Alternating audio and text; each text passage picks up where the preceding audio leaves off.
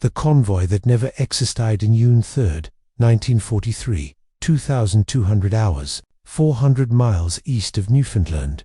Captain Lieutenant Hans Weber pressed his face against the periscope eyepiece, scanning the moonlit Atlantic. His fingers trembled not from cold, but from anticipation. After 6 weeks of fruitless patrol, U-boats finding nothing but empty ocean, BDU had finally given them what every U-boat commander craved, a target. Convoy designation: HX-239A, 42 merchant ships, minimal escort. Current position transmitted just 3 hours ago. Weber had pushed his boat to maximum submerged speed to reach the intercept coordinates. Now, at the designated position, he prepared for the kill.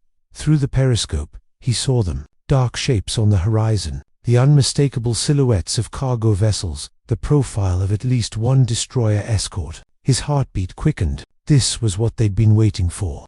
"Prepared tubes 1 through 4, he ordered. "Range 3,000 meters. Target, lead merchant vessel."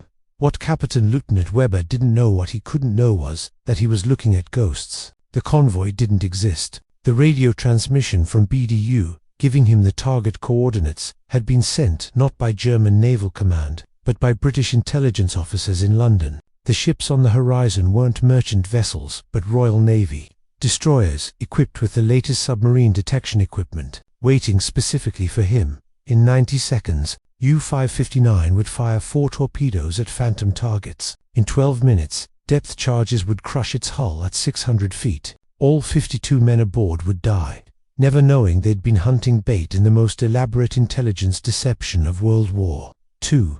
Because after Operation Seewolf's destruction taught British intelligence they could read every German naval message, a small group of cryptographers, naval officers, and deception specialists asked a more audacious question. If we can read their messages, can we write them too? This is the story of Operation Phantom Ship, the classified program that turned Bletchley Park from intelligence gatherers into puppet masters, controlling German U-boats like pieces on a chessboard. A program so secret that it remained classified for 70 years. A program that sank 41 U-boats in 6 months by turning Germany's own communication system into a weapon. The Germans thought they were hunting Allied convoys. They were wrong. They were the prey, and they were being hunted by an enemy they never saw, using weapons they never suspected existed. Part 1. The Revelation, May 1943. 3 days after Operation Seewolf's destruction, the emergency meeting in Commander Travis's office at Bletchley Park had an atmosphere Gene Clark had never experienced. The usual quiet intensity was replaced by something electric, a combination of triumph and fear that made everyone speak in urgent half-whispers. Present were Travis, squadron leader Townsend, and 3 men Gene didn't recognize: a Royal Navy commander with intelligence insignia, an American in civilian clothes who spoke with a Boston accent, and a thin, nervous-looking man introduced only as from London. Travis began without preamble. Operation Seewolf was an extraordinary success. 7 U-boats destroyed, based entirely on intelligence from decrypted communications. The Germans suspect nothing. They attribute the disaster to tactical factors. "Our source remains secure, which creates an opportunity," the Americans said. His name was Colonel William Donovan, though Gene wouldn't learn that until years later. "If the Germans don't know we're reading their mail, and if we can predict their movements based on their communications, can we do more than just read their messages? Can we influence them?" Townsend immediately understood. "You're suggesting we manipulate their communications, feed false information through channels they trust." "Not just suggest. I'm proposing it as a formal operation. We've proven we can decrypt their messages. The next logical step is encryption, creating false messages that appear authentic, transmitted through captured German radio equipment, formatted correctly, encrypted properly. Messages the Germans will receive and believe." The man from London, Gene later learned he was from MI5's deception planning set. "We've been running deception operations throughout the war. Double agents providing false intelligence. Phantom armies creating fake invasion threats. This would be signals intelligence deception, using the enemy's own communication system to feed them lies." Travis listened carefully, his expression unreadable. "You're proposing we forge German naval communications, create fake operational orders, fictional convoy positions, false intelligence that would direct U-boats into traps." "Exactly," Donovan confirmed. After Seewolf, we know the Germans trust their Enigma communications completely. They believe it's impossible for us to decrypt their messages, which means they'd never suspect we could forge them. It's the perfect deception vector. They have absolute confidence in a system we completely control. The technical requirements would be substantial, Townsend observed. We'd need captured German radio equipment, proper transmission protocols, correct message formatting, authentication procedures. One error, and the Germans might detect the forgery. We have captured equipment from U-559, the Royal Navy commander noted. Radio gear, codebooks, authentication tables. We've been using them for decryption research. They could be repurposed for transmission.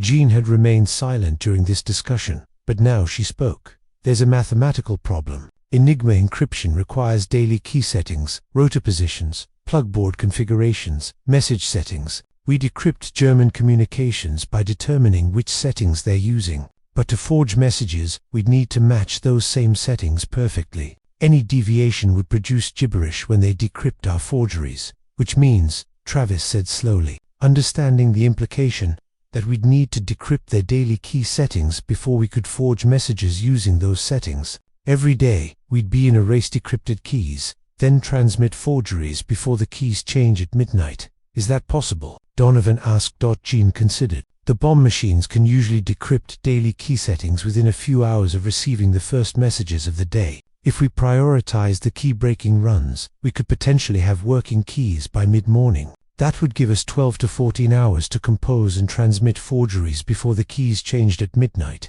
Then it's technically feasible, Travis concluded. He looked at each person in the room. The question is whether it's strategically sound. If we start transmitting false messages, and the Germans detect even one forgery, they'll know their communications are compromised. We'd lose everything: the decryption capability, the intelligence advantage, possibly the entire Battle of the Atlantic. The room fell silent. The risk was enormous. The potential gain was equally extraordinary. Finally, the man from London spoke. We're winning the intelligence war by reading their messages. But reading alone is reactive. We learn their plans and respond. If we can write their messages, we become proactive. We don't just counter their operations, we control them. We turn their entire U-boat fleet into puppets dancing to our commands. Travis made the decision. I'll present the proposal to the Chiefs of Staff, with my recommendation for approval. If authorized, we'll create a compartmentalized unit within Bletchley Park, responsible for what we'll call Operation Phantom Ship, highest security classification. Personnel will be strictly limited. The regular decryption staff won't be informed. They'll continue normal operations without knowing we're transmitting forgeries. He looked at Jean. Miss Clark, you'll be assigned to the Phantom Ship unit. Your mathematical work on Enigma encryption makes you essential. You'll be working with a small team creating the false messages and ensuring they're encrypted correctly. Jean felt the weight of what was being proposed. Reading German messages was one thing: intelligence gathering, defensive in nature. Writing false messages was something entirely different. It was manipulation, deception, turning their own system against them. It was also potentially the most powerful intelligence weapon of the war. I'll do whatever is required, she said. Part 2. Building the Ghost Machine, May 20th, June 1st, 1943, Bletchley Park Special Projects Facility. The technical challenges of forging German naval communications were staggering. Every message transmitted by German U-boat command followed specific protocols, used standard formatting, included authentication codes, and was encrypted using daily Enigma key settings. Replicating all of these elements perfectly, without error, was essential for deception's success. A team of 8 people was assembled for Operation Phantom Ship: Jean Clark, cryptographic mathematics, and Enigma encryption procedures commander Richard Hall, German naval operations and U-boat tactics; Sarah Mitchell, German language specialist and message composition; James Walsh captured radio equipment and transmission protocols; Lieutenant Commander Robert Foster, Naval Operations Planning Squadron Leader Frederick Townsend. Overall, operational coordination to Royal Navy radio operators, actual message transmission. They worked in an isolated hut on the Bletchley Park grounds, separated from the regular decryption operations. Even the bomb machine operators who provided daily Enigma key settings weren't told why Phantom Ship needed the keys prioritized. The first challenge was technical: setting up German radio. transmission equipment that could broadcast messages on frequencies used by BDU, Befehlshaber der Unterseeboot, U-boat command. They needed to transmit from locations that would make the signals appear to originate from German-controlled territory. Captain Walsh solved this by establishing 3 transmission sites, one in Scotland for messages that should appear from Norway, one in Northern Ireland for messages appearing from occupied France, and one on Iceland for messages appearing from Arctic bases. Each site used captured German radio equipment operating on documented BDU frequencies. The second challenge was procedural. German naval messages followed strict formatting protocols. Each message included originating station code transmission, time and date message, priority level address codes for recipients' authentication groups, changing daily message text encrypted with current Enigma setting checksum codes for transmission accuracy. Sarah Mitchell compiled a comprehensive manual of German naval communication procedures based on thousands of decrypted messages. Every element had to be perfect. One formatting error could alert German radio operators that something was wrong. The third challenge was cryptographic, encrypting false messages using the same Enigma key settings that German U-boat command was using that day. This required a carefully orchestrated daily timeline, 06000800 hours. British listening stations intercept first. German naval messages of the day, 08001100 hours. Bletchley Park cryptanalysts run bomb tests to determine daily Enigma key settings, 1100 to 1200 hours. Confirmed key settings delivered to Phantom Ship Unit, 1200 to 1800 hours. False messages composed, encrypted using daily keys, and prepared for transmission, 1800 to 2359 hours. False messages transmitted from remote sites on schedule determined by operational planning. John Clark developed the encryption procedures. Each day, once the keys were confirmed, she would set up a captured Enigma machine with the correct rotor positions and plugboard settings. The false messages, composed by Lieutenant Mitchell in grammatically correct German using authentic naval terminology, would be encrypted letter by letter.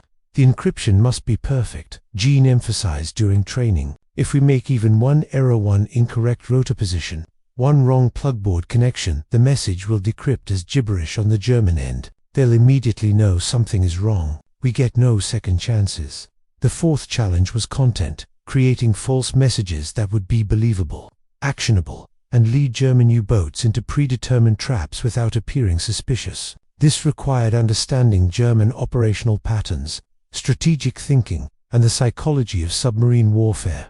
Commander Hall led this effort. We can't just transmit random false convoy positions. The messages need to fit German operational doctrine. They need to seem consistent with how BDU actually assigns U-boat patrol areas and provides convoy intelligence. If we deviate from established patterns, experienced U-boat commanders will become suspicious. The team studied months of decrypted BDU traffic, identifying patterns, how convoy intelligence was formatted, what level of detail was typically provided, how BDU assigned U-boats to intercept positions, what language was used for different priority levels, how timing of messages correlated with operational schedules. They created templates for different types of false messages, convoy position reports, fictional merchant ship groups to lure U-boats to ambush positions, patrol area assignments, directing U-boats away from real convoys, supply, submarine rendezvous, creating opportunities to intercept and capture German supply boats, weather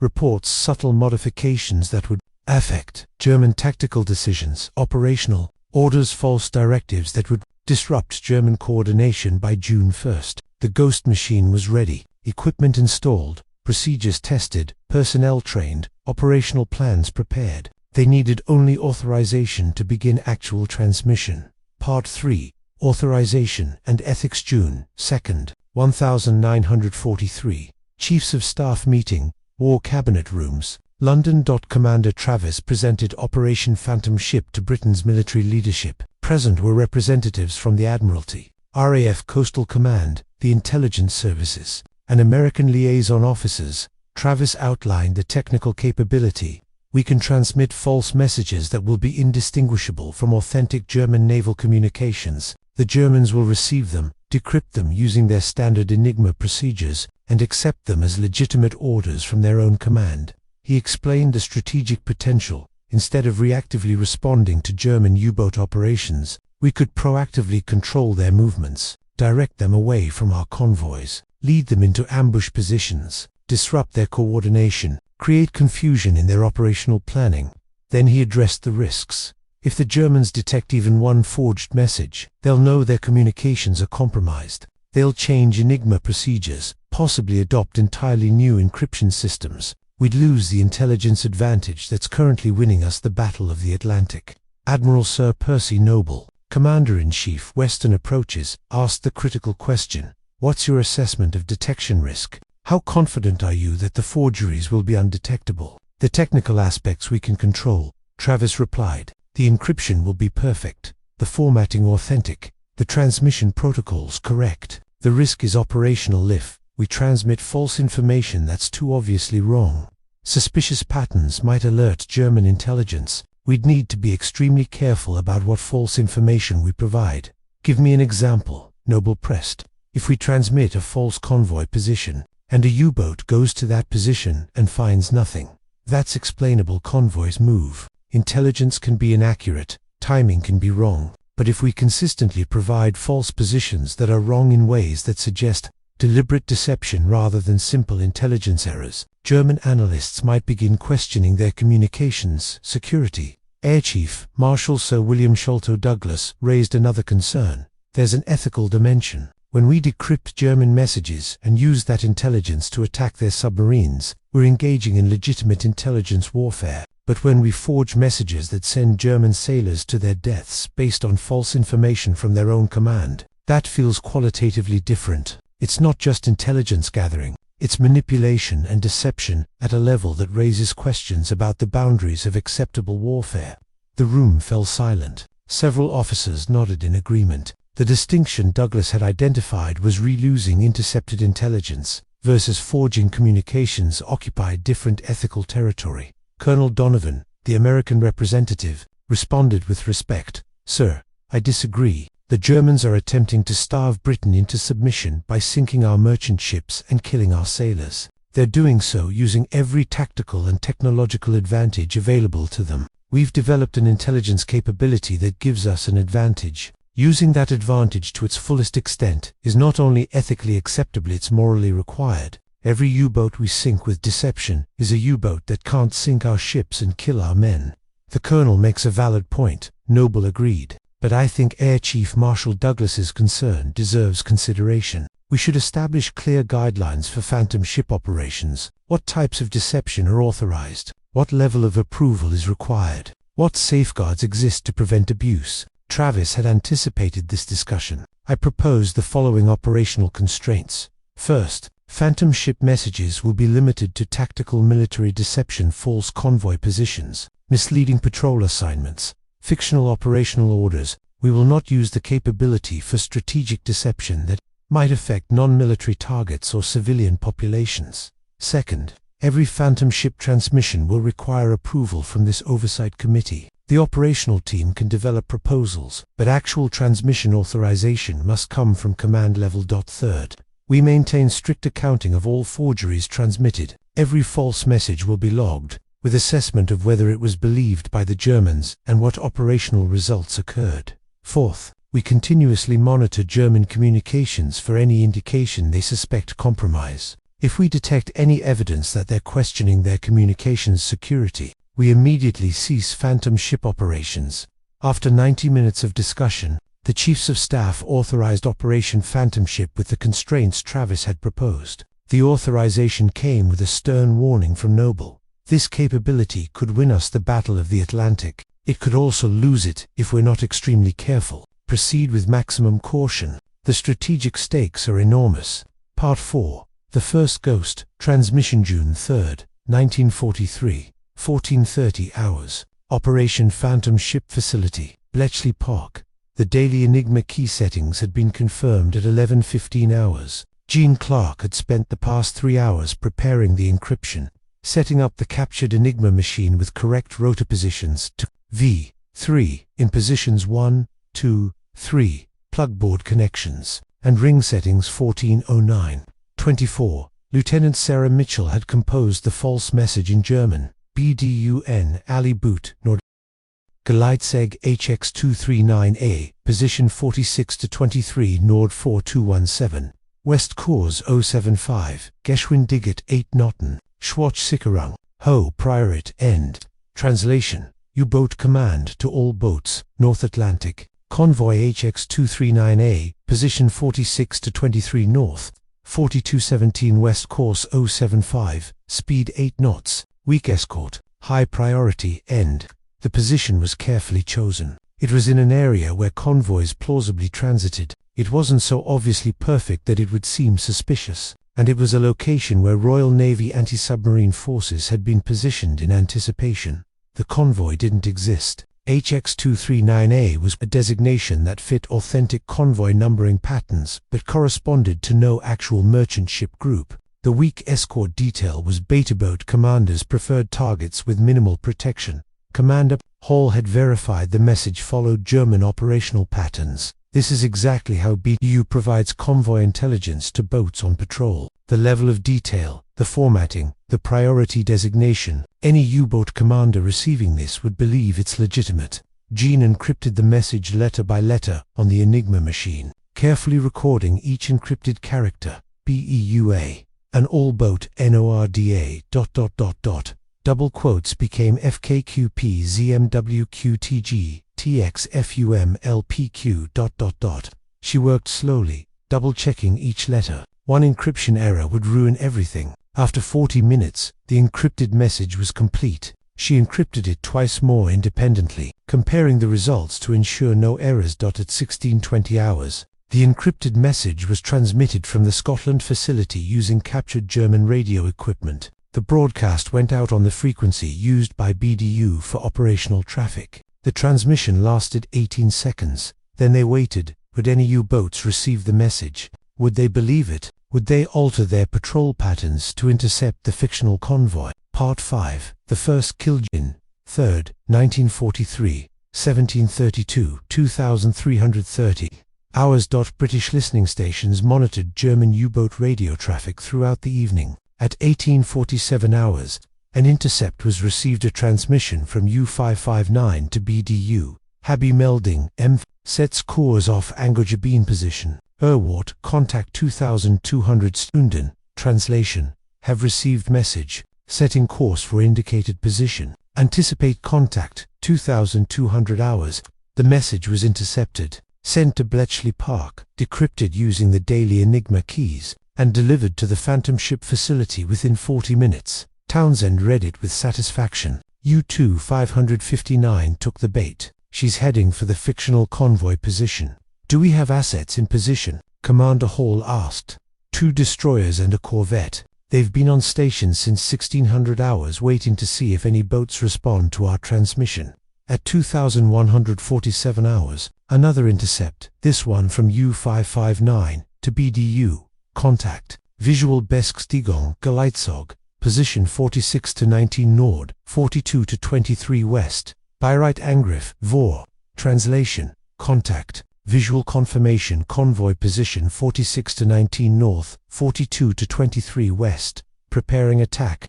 Jean read the decrypt with confusion. Visual confirmation, but the convoy doesn't exist. What is she seeing? Hall smiled grimly. The destroyers. In darkness, at distance, surface vessels can look like merchant ships, especially if the observer expects to see a convoy. U-559's commander sees what he expects to see, because we told him what to expect.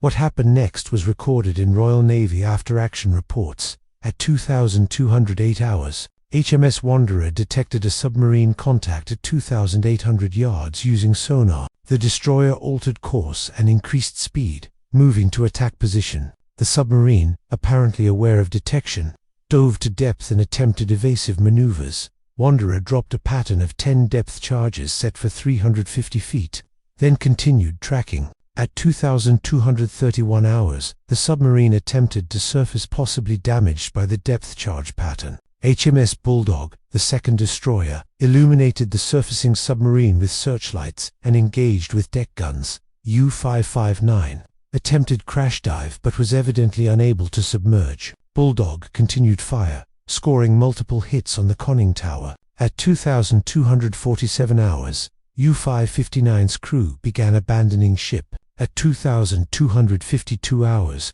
the submarine sank. 52 German sailors died. 7 survivors were recovered. Part 6. The Interrogation. June 5, 1943. Royal Navy Interrogation Facility, Scotland. The 7 survivors from U-559 were interrogated separately by naval intelligence officers. The interrogations were crucial not just for information about U-boat operations, but to determine whether the Germans suspected their communications were compromised. The interrogation of Oberleutnant Xerxes Friedrich Schmidt, U-559's executive officer, was particularly revealing. Interrogator: you were attacking a convoy when you were detected. Schmidt: yes. BDU provided intelligence about convoy HX239A, position, course, speed. We proceeded to intercept position. Interrogator: how did you receive this intelligence? Schmidt: standard radio transmission, encrypted message from U-boat command. We received it approximately 1900 hours on June 3rd.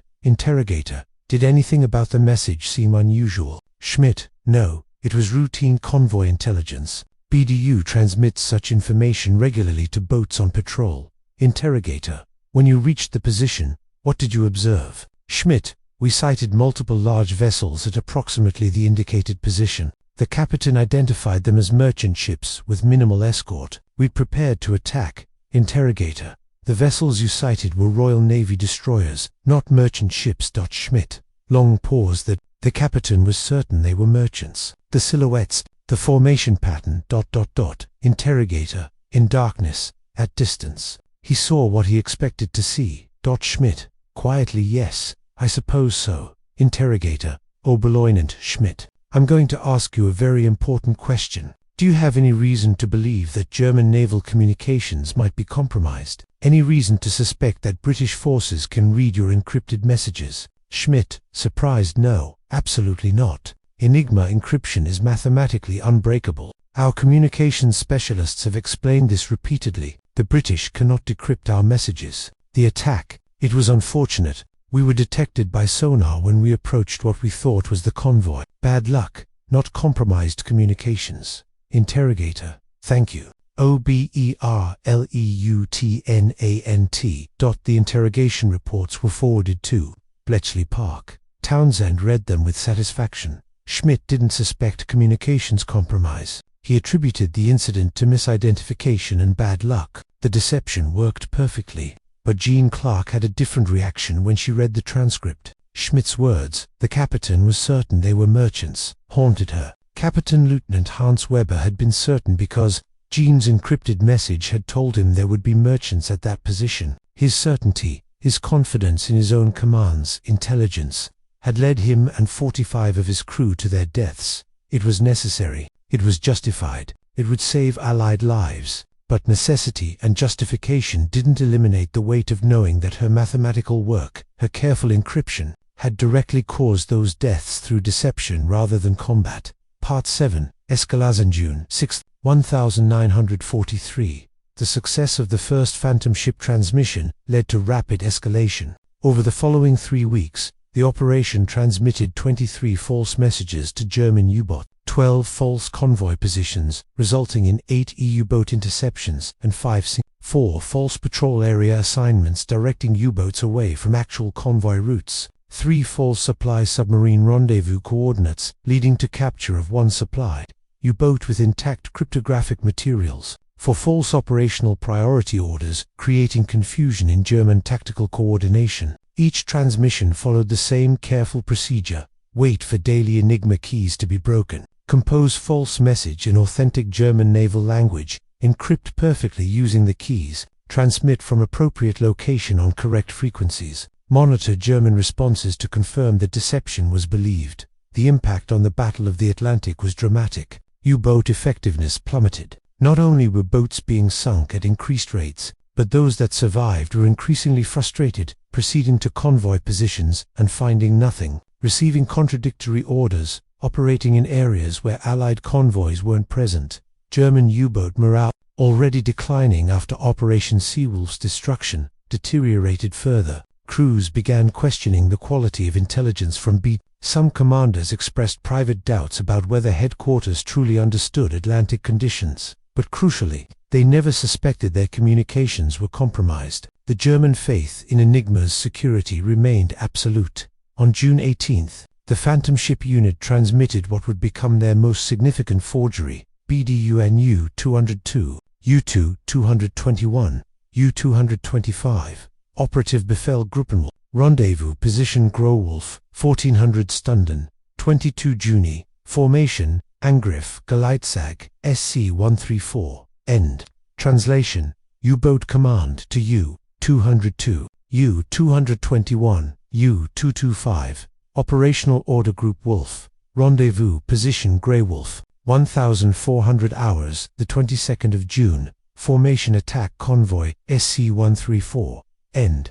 Position Growolf was a designated coordinate southeast of Greenland. Convoy SC-134 was really a slow convoy from Sydney, Nova Scotia to Britain, but the formation attack order was fabricated. BDU had not ordered any group attack. The 3 U-boats, receiving the false message, would proceed to the rendezvous position, expecting to coordinate an attack. Instead, they would find 8 Royal Navy escorts waiting in ambush. Part 8. The Growolf, ambush June 22, 1943. Position Grey Wolf.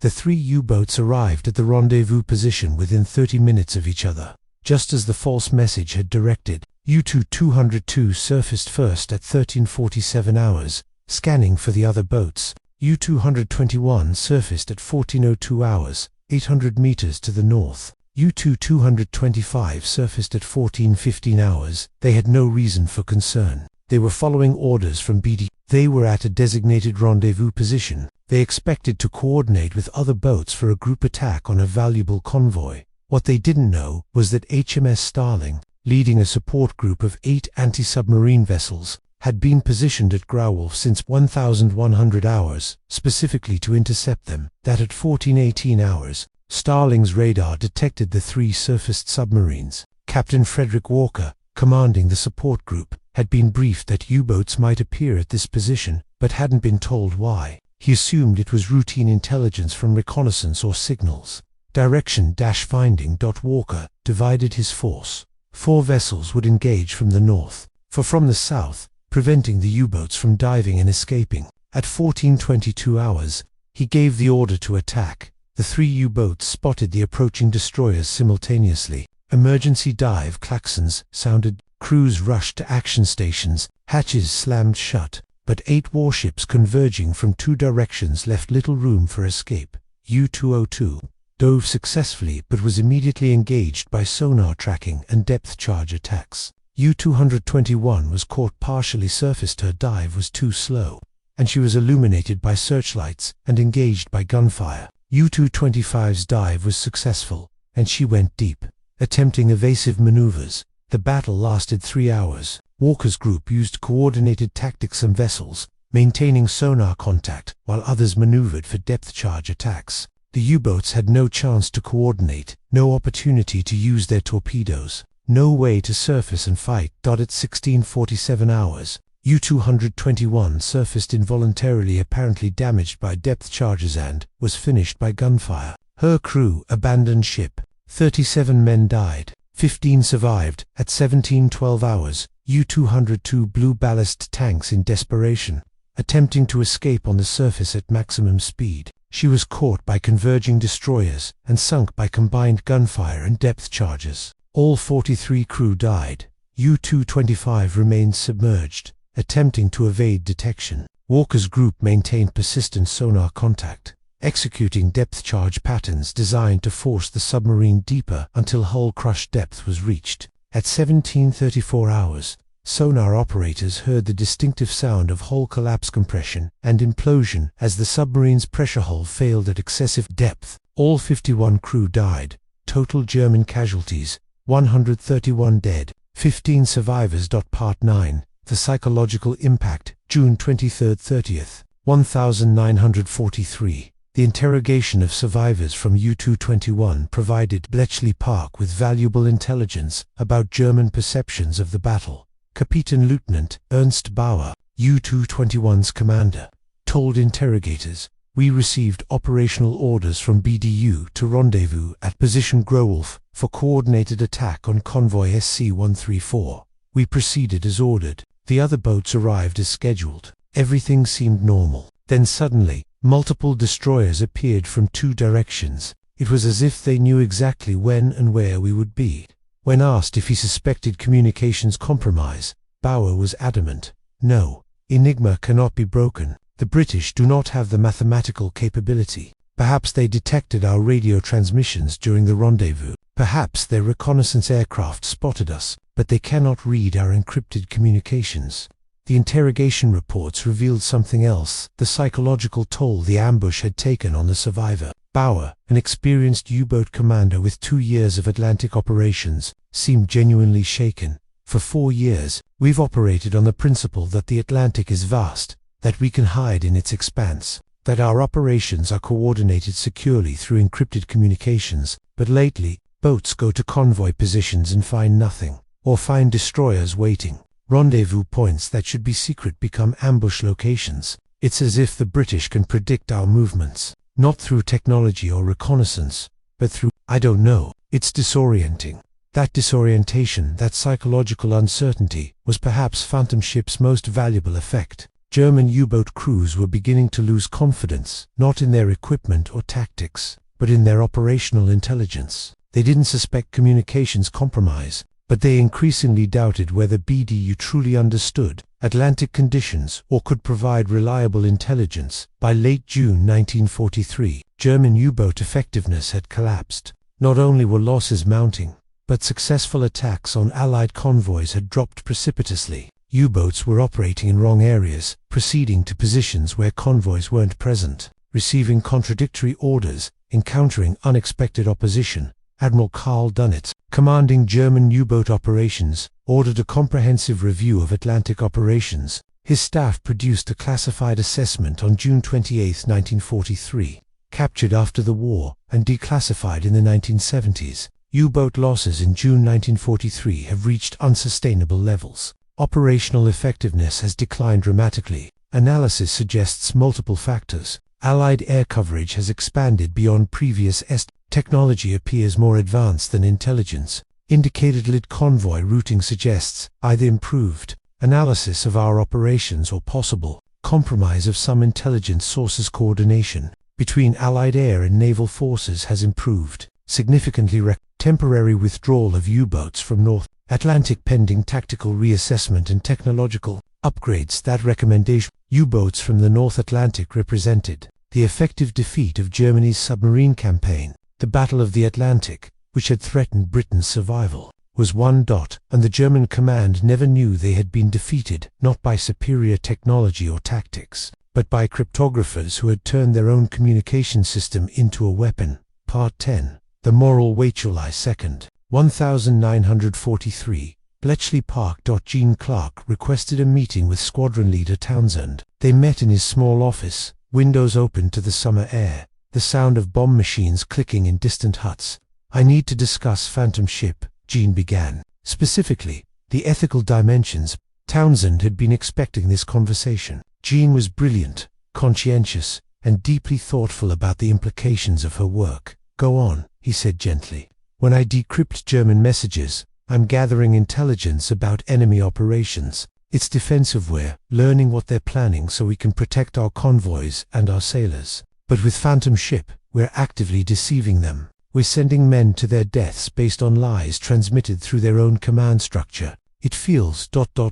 different. Different from what?" Townsend asked. "Different from conventional warfare where we sink their submarines with depth charges. Different from aerial bombing where we drop explosives on their cities." "Yes," Gene said, "because in those cases, they know they're under attack. They have agency, they can fight back, evade, defend themselves. But with Phantom Ship, they trust their own command. They believe they're following legitimate orders. We're exploiting that trust. We're turning their communication system, which they depend on for survival, into a weapon against them."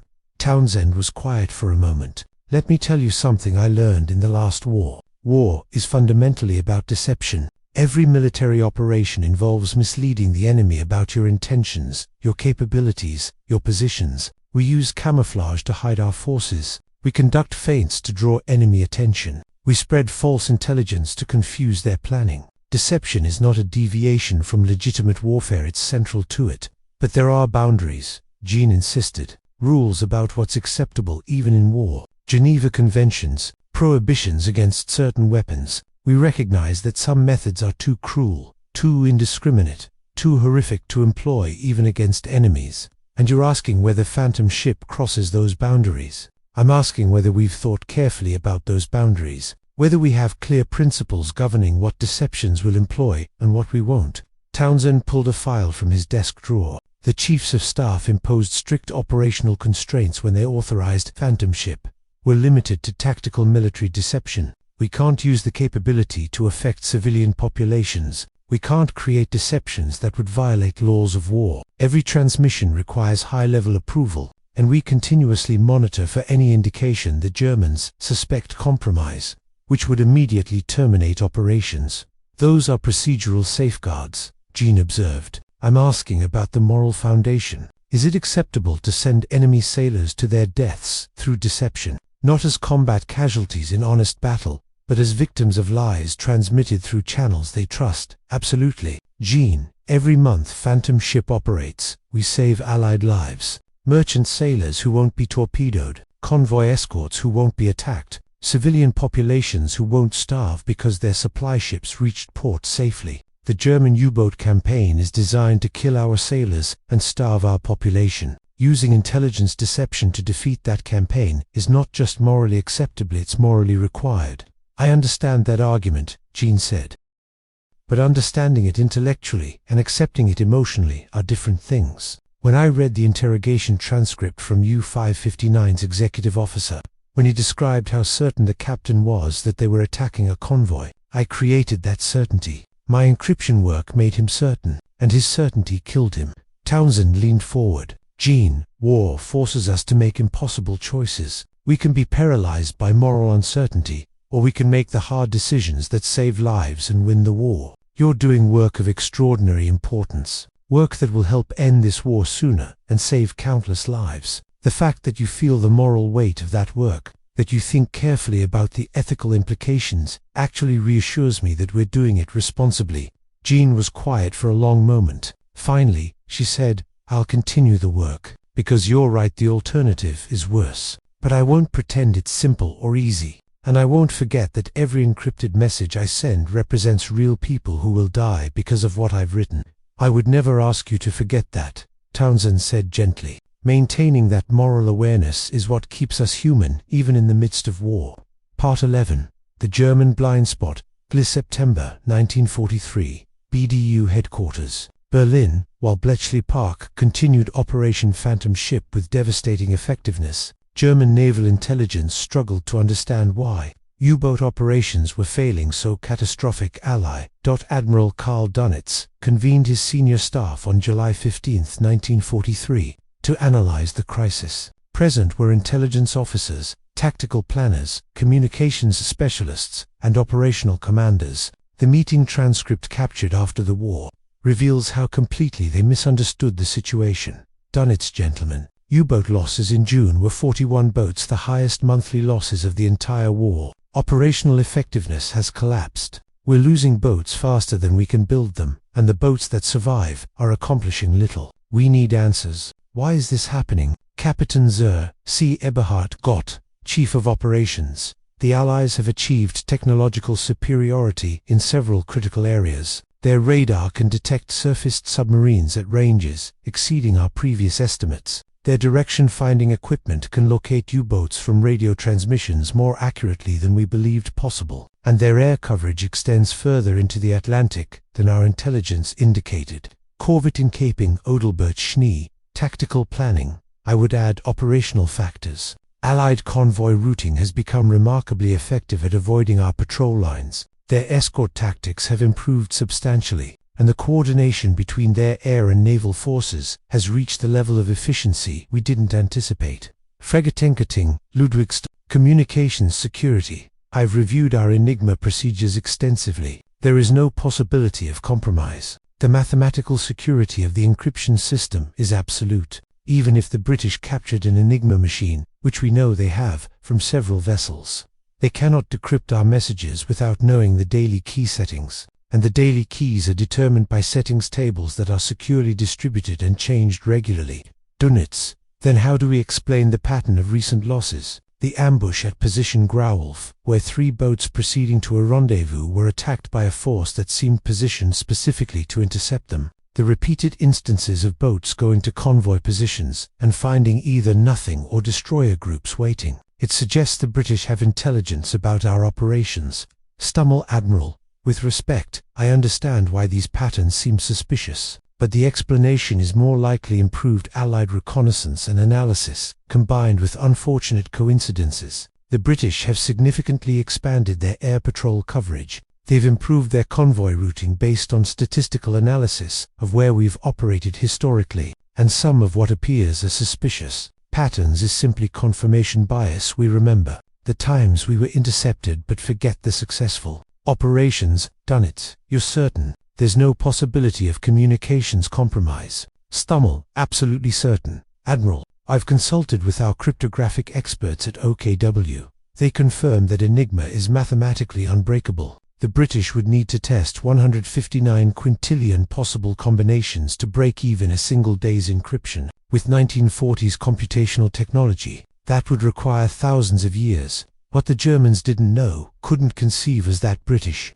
cryptanalysts weren't testing every possible combination. They were using mathematical shortcuts, captured codebooks, cribs, and electromechanical computing machines that could test millions of settings per hour. The German assessment of computational impossibility was based on brute force methods that the British weren't using. Dunits. If communications are secure, then we must assume Allied technological and tactical superiority has reached levels that make continued North Atlantic operations unsustainable. I'm ordering a temporary withdrawal of U-boats from the North Atlantic. We'll redeploy to areas with less concentrated Allied defenses while we develop tactical and technological countermeasures. That decision to withdraw from the North Atlantic was exactly what Operation Phantom Ship was designed to achieve, not through direct combat, but through deception that created psychological and operational conditions, making continued operations untenable. The German Naval Intelligence Assessment concluded, analysis indicates Allied superiority in radar technology, air patrol range, convoy routing analysis, escort tactics, and air-naval coordination. No evidence suggests communications compromise. Enigma encryption remains secure. Current U-boat losses result from Allied technological and tactical advantages, not intelligence failures. Part 12. The Long Shadow. September 1943, May 1945. The continuation, Operation Phantom Ship, continued, with decreasing frequency but undiminished effectiveness, until Germany's surrender in May 1945. Over 32 months of operations, the program transmitted 347 false messages that directly contributed to 41 U-boat sinkings, 23 U-boat captures or forced surrenders, 67 misdirected patrol assignments that allowed Allied convoys to pass unmolested, disruption of German supply submarine operations, persistent psychological uncertainty among U-boat crews about operational intelligence quality, but the program's significance extended beyond tactical results. It represented a fundamental shift in the nature of intelligence warfare, from passive observation to active manipulation. August 1944, with the Allied invasion of Europe succeeding in Germany, increasingly on the defensive, Phantom Ship's focus shifted. False messages, now directed remaining U-boats away from invasion support operations, created confusion about Allied naval movements, and contributed to the progressive collapse of German Atlantic operations. January 1945, as Germany's situation became desperate, U-boat operations in the Atlantic had been reduced to a fraction of their 1942-43 intensity. Phantom Ship continued, transmitting occasional false messages. But the strategic situation had shifted so decisively that deception operations were less critical than conventional military operations. May 7, 1945. Germany surrendered. Operation Phantom Ship transmitted its final false message on May 6, routine patrol assignment that was never followed because the U-boat receiving it surrendered before executing the order. For the next 70 years, Operation Phantom Ship remained one of Britain's most closely guarded secrets. Epilogue 1. The survivors post-war years, 1945 to 2015. Jean Clark, like all Bletchley Park personnel, was forbidden from discussing her wartime work. When friends or family asked what she had done during the war, she would say, "Clerical work for the government. Nothing exciting." She couldn't tell them she had helped break Enigma, that her mathematical work had contributed to winning the Battle of the Atlantic, or that she had encrypted false messages that sent hundreds of German sailors to their deaths. The Official Secrets Act bound her to silence, and she honored that obligation for decades. In a 2002 interview, conducted when she was 83 years old, she was asked why she seemed reluctant to discuss Phantom Ship in detail. The decryption work, reading German messages, was intelligence gathering. "I'm proud of that work. It helped win the war, and it was legitimate intelligence operations. But Phantom Ship was different. We weren't just reading their messages. We were forging them. We were sending men to their deaths through deception, using their own command structure against them. It was necessary. It was justified. It saved Allied lives. But it's not something I take pride in. It's something I accept as necessary but regret as tragic. War forces us to do terrible things. We should do them when necessary, but we shouldn't celebrate them." Squadron leader Frederick Townsend, who coordinated Operation Phantom Ship's intelligence operations, never spoke publicly about the program even after he attended Bletchley Park veteran reunions but avoided questions about specific operations. He died in 1987, taking many details of Phantom Ship's operations to his grave. Ernst Bauer, U-221's commander, gave an interview to a German military historian in 1979. "When I learned in the 1970s that the British had broken Enigma, my first reaction was disbelief, then anger, then, gradually, a kind of understanding. We had absolute confidence in our communications, security. That confidence was our greatest vulnerability. We trusted our encryption completely, which meant we never questioned whether our communications might be compromised. The British exploited that blind spot brilliantly. As a military professional, I can respect their intelligence operations, even as I regret the consequences for my crew." When asked specifically about the Grauwolf ambush, Bauer's response was stark. "If what you're suggesting is truth, that the British not only read our messages but forged false orders sending us into a trap, then we were not defeated in combat. We were defeated by intelligence operations we never knew were happening. That's more difficult to accept than a straightforward military defeat. But it's also a reminder that modern warfare is not just about weapons and tactics. It's about information, deception, and the ability to control what your enemy believes. The British understood that better than we did." Epilogue 2. The Secret Revealed 2015. British National Archives. Operation Phantom Ship was finally declassified in 2015, 70 years after the war's end. The declassification release included operational files detailing the program's creation and execution, transcripts of authorization meetings, logs of all 347 false messages transmitted, assessments of operational effectiveness in transcripts from German survivors, post-analysis by naval historians. The revelation shocked even military historians familiar with Bletchley Park's operations. While the basic fact that Allied intelligence had broken Enigma had been public since the 1970s, the existence of active deception operations forging German naval communications was unknown. Professor Sarah Williams, a British military historian specializing in World War II intelligence operations, commented, "Bletchley Park's decryption work was extraordinary, but Operation Phantom Ship represents something even more remarkable: the transformation of signals intelligence from a passive reconnaissance capability into an active weapon. They weren't just reading German communications, they were writing them. They weren't just observing enemy operations, they were controlling them. It's one of the most sophisticated intelligence operations of the war, and it remained secret for 70 years.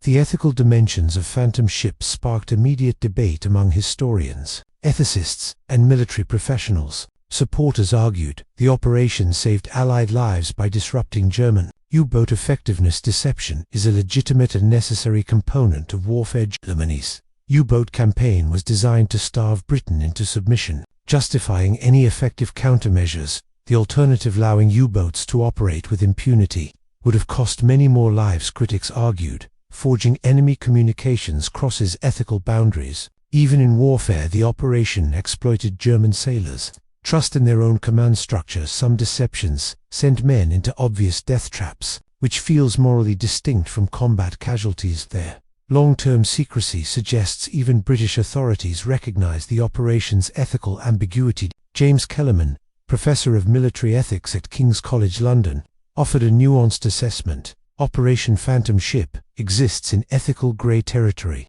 It wasn't illegal under laws of war deception. Operations are permitted. It wasn't indiscriminated targeted military personnel engaged in military operations. But it involved a level of manipulation that makes us uncomfortable even 70 years later. The British cryptographers who executed this operation had to live with knowing they'd sent hundreds of fat men to their deaths through lies. That psychological burden is real, even when the operation was strategically justified. I think we can simultaneously acknowledge that Phantom Ship was necessary, effective, and morally complicated. The German Naval Veterans Association issued a statement following the 2015 decree. We honor all sailors who served in the Kriegsmarine during World War II, regardless of how they died. Learning that some U-boat losses resulted from forged communications rather than conventional combat doesn't diminish our respect for their sacrifice, but it does provide important historical clarity about how the Battle of the Atlantic was won and lost. We acknowledge that British intelligence operations were extraordinarily sophisticated and effective. We also note that our own leadership's excessive confidence in Enigma security contributed significantly to our defeat. Conclusion: the silent victory. Traditional narrative of World War II emphasizes dramatic military operations, D-Day landings, tank battles, strategic bombing campaigns, naval engagements. Those operations were certainly important, but Operation Phantom Ship reminds us that some of the war's most significant victories occurred in quiet rooms where mathematicians and linguists waged invisible wars. Jean Clark and her colleagues at Bletchley Park didn't storm beaches or fly bombing missions. They sat at desks, decrypted messages, encrypted forgeries, and transmitted lies that sent enemy sailors to their deaths. Their weapons were mathematics, language, and deception. Their battlefield was the electromagnetic spectrum, and their victory was achieved so quietly that the enemy never knew they'd been defeated until, decades after the war ended, the Ghost Convoy, fictional convoy designation HX-239A, that looked U-559 to its destruction, existed except as encrypted letters transmitted on German naval frequencies, but it was as effective a weapon as any torpedo or depth charge. Perhaps more effective because it didn't just destroy one submarine, it contributed to the psychological conditions that made continued U-boat operations untenable. By September 1943, German U-boat command had effectively abandoned the North Atlantic. The submarine campaign that had nearly brought Britain to its knees was defeated. Allied convoys crossed the Atlantic with decreasing losses. The supply line that sustained Britain's survival and enabled the invasion of Europe remained intact. That victory is typically attributed to improved Allied technology, better tactics, and superior industrial production. All of those factors were important, but the declassification of Operation Phantom Ship reveals another crucial element: intelligence warfare conducted with such sophistication that the enemy never suspected they were being manipulated. The final word belongs to Jean Clark. From her 2002 interview, people ask if I'm proud of my work at Bletchley Park. The answer is complicated. I'm proud of the decryption work that helped win the war and saved lives. I'm proud of the mathematical achievements we solved problems that seemed impossible. But when I think about Phantom Ship specifically, I'm satisfied we did what was necessary. I believe it saved more lives than it cost. But pride isn't quite the right word. Perhaps acceptance is better. We did what war required. We carried the weight of those decisions, and we lived with the consequences for the rest of our lives.